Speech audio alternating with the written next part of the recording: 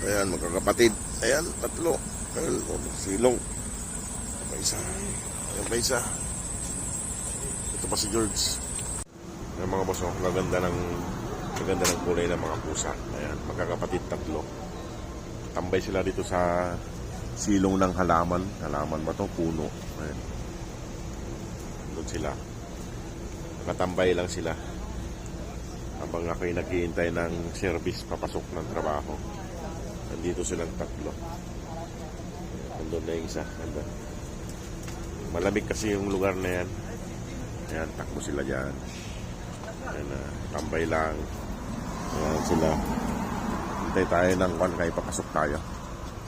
Papasok tayo ng trabaho mga boss. Salamat po mga boss sa inyo mga suporta. Walang sawang panunod ng ating mga video.